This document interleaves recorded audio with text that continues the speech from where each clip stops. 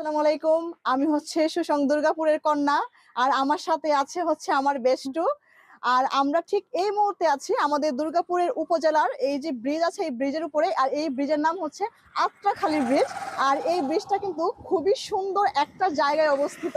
কারণ ইতিমধ্যেও আপনারা দেখতে পাচ্ছেন আমাদের পেছনে কিন্তু এই যে পাহাড় সারি।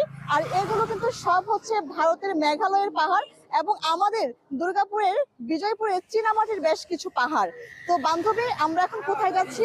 আমরা এখন যাচ্ছি হচ্ছে ফারাংপাড়া, দাহাপাড়া, গোপালপুর, বাদামবাড়ি এখানে যাব।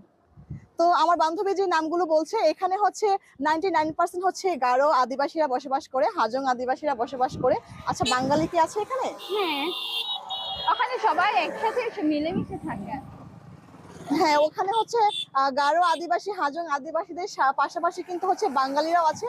ওরা হচ্ছে মিলেমিশে একসাথে বসবাস করে। আর আমরা এখন আত্রাখালী ব্রিজে আছি। আর এই ব্রিজ থেকে কিন্তু দেখতে পাচ্ছেন কাশফুলের শাড়ি একদম সাদায় সাদা হয়ে আছে। আমরা কিন্তু সেই কাশফুলগুলোতেও যাব। এখন অনেক রোদ, একেবারে কড়া রোদ, আর এখন হচ্ছে দুপুর। সেজন্য আমরা এখন যাব না। আমরা এখন হচ্ছে গারো আদিবাসীরা যেখানে বসবাস করে, ডাহাপাড়া, ফারুংপাড়া, ওই দিকে যাচ্ছি আমরা। আর হচ্ছে বিকেলে হচ্ছে আমরা আর কি ওই কাশফুলে যাব, কাশবনে যাব। আর এই পাশেও কিন্তু আছে, শুধু যে এই পাশেই আছে এমনটা কিন্তু নয়, এই পাশেও আছে। দেখাও, এই পাশের কাশফুলগুলো দেখাও। এটা হচ্ছে আত্রাখালী নদী। আর এই কাশফুলগুলো কিন্তু নদীর ভিতরে হয়ে আছে।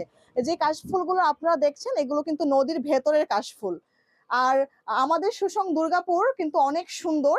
আমাদের হচ্ছে এই যে আত্রাখালী ব্রিজ আছে, এই আত্রাখালী ব্রিজের চারপাশে যে ঘরবাড়িগুলো আছে এগুলো কিন্তু খুব সুন্দর পরিবেশের মধ্যে। কারণ দেখতে পাচ্ছেন যে আত্রাখালী ব্রিজের এবং হচ্ছে কি স্বচ্ছ পানি। আর স্বচ্ছ পানির পাশে হচ্ছে একদম সাদা কাশফুল মেঘের মতো হচ্ছে হয়ে আছে, ভেসে বেড়াচ্ছে বাতাসে। তো আমরা এখন যাব সেই গারো আদিবাসীরা যেখানে বসবাস করে সেখানে।